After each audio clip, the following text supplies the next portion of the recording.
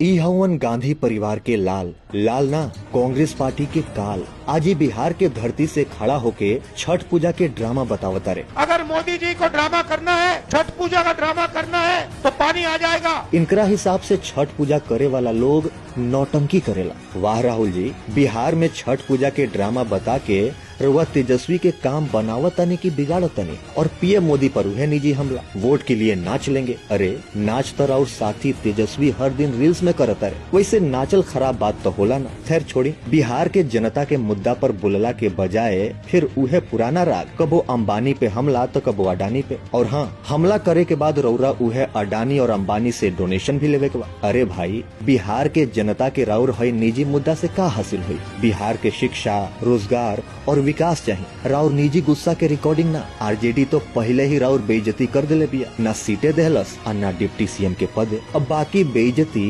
बिहार की जनता करी। पता बा कैसे? वोट ना देके। बिहार चुनाव आधा बीत गईल, अब भाई साहब के प्रचार याद आयल बा। और जब याद आयल तो कुल मिला के अपने पार्टी के ही नुकसान अभियान शुरू कर दिले बड़े। ऐसे ही ना राहुल भैया के लोग भाजपा के स्टार प्रचारक कहेला।